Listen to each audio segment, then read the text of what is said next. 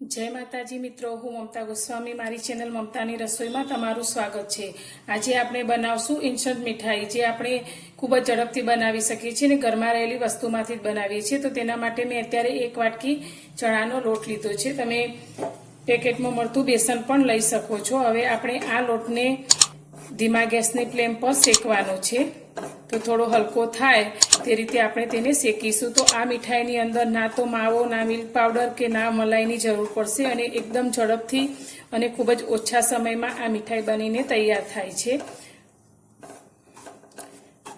तो तमारे ज्यारे पण आ मिठाईने बनावीए त्यारे तमे फटाफट बनावी शको छो। महेमान आववाना होय तो तमे तेने तरत बनावीने पीरसी शको छो अने आवनारा तहेवारोमां पण आ मिठाईने बनावीने तमे राखी शको छो।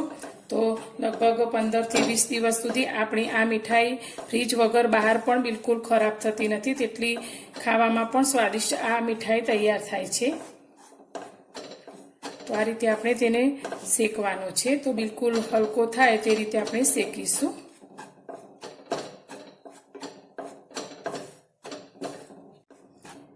चणाना लोटने आपणे आ रीते शेकी लीधो छे। तो तमे जोई शको छो एकदम सरस आपणा लोटना कण छूटा छूटा थई गया छे ने आपणो लोट एकदम फूलवा लाग्यो छे। तो हवे आनी अंदर आपणे 1 वाटकी सूका नारिયેળનું છીણ લીधुं छे ते अंदर एड करीशुं। तो आ नारिયેળનું છીણ तमने बजारमां सरळताथी मळी जशे अने तमे आने सूका नारिયેળના जे गोळा आवे छे तेने છીણી अने मिक्सरमां क्रश करी अने आ रीते नारिયેળનો ભૂકો बनावी शको छो। तो आने पण आपणे 2 થી 3 मिनिट आ रीते रोस्ट करीशुं।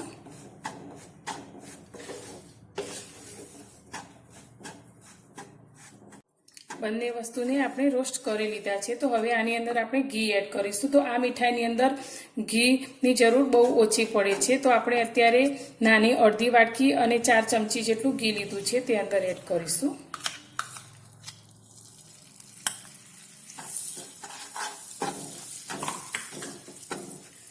फरी आपणे आ लोटने आ घी साथे शेकीशुं।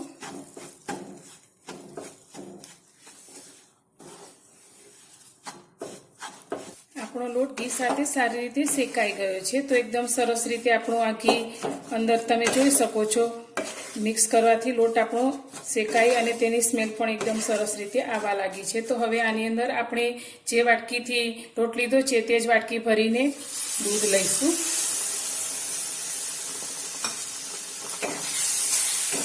દૂધને આપણે આ રીતે લોટ સાથે મિક્સ કરી લઈશું અને જ્યાં સુધી આપણું બધું દૂધ બળી ન જાય ત્યાં સુધી તેને મિક્સ કરીશું।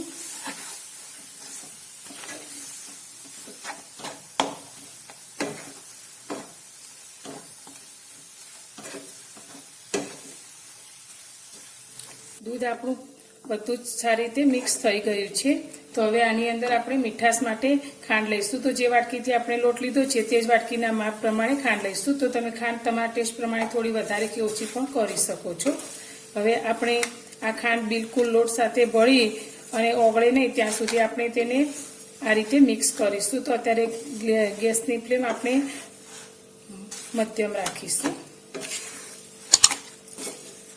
અને બિલકુલ ખાંડનો એક પણ દાણો ન રહે અને બધી સારી રીતે મેલ્ટ થઈ જાય તે રીતે આપણે તેને મિક્સ કરવાની છે। તો તમે આ રીતે મીઠાઈ ક્યારેય ના બનાવી હોય તો એકવાર જરૂરથી બનાવજો। બધાને ખૂબ જ ભાવશે અને વારંવાર આ મીઠાઈ બનાવવાનું મન થશે। તો આ રક્ષાબંધન પર તમે આ મીઠાઈને જરૂરથી ટ્રાય કરજો।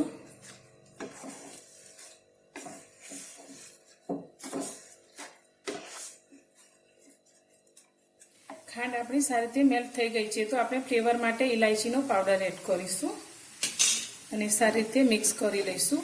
તો તમે જોઈ શકો છો આપણી આ મીઠાઈ આ રીતે કઢાઈને છોડવા લાગી છે અને અંદરથી થોડું ઘી પણ છૂટું પડવા લાગ્યું છે। તો ખૂબ જ ઓછા ઘીમાં આપણી આ મીઠાઈ તૈયાર થાય છે।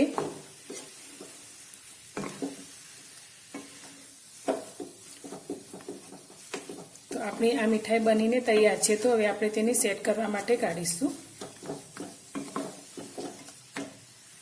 મીઠાઈને સેટ કરવા માટે મેં આ રીતે ખાલી ડબ્બો લીધો છે મીઠાઈનો, તેની અંદર આપણે કાઢી લઈશું।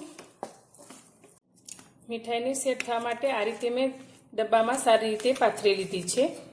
તો તમે કોઈ પણ થાળીમાં પણ આ મીઠાઈને પાથરી શકો છો. હવે તેના ઉપર ગાર્નિશિંગ માટે આપણે થોડા ડ્રાયફ્રૂટ્સના ટુકડા લીધા છે, તે આ રીતે લઈ લઈશું. ડ્રાયફ્રૂટ ઉપર આપણે આ રીતે થોડું પ્રેસ કરીશું, જેથી તે મીઠાઈ સાથે ચોંટી જાય. હવે આને સેટ થવા માટે આપણે 10 જ મિનિટ માટે રાખીશું. તો 10 જ મિનિટમાં આપણી આ મીઠાઈ સારી રીતે સેટ થઈ જાય છે. તમારી પાસે સમય હોય તો તમે 1 કલાક જેટલું પણ રાખી શકો છો, પણ 10 મિનિટમાં તો એકદમ સરસ રીતે આપણી આ મીઠાઈ સેટ થઈ જશે. તો પંખાની હવા નીચે આપણે તેને રાખી લઈશું.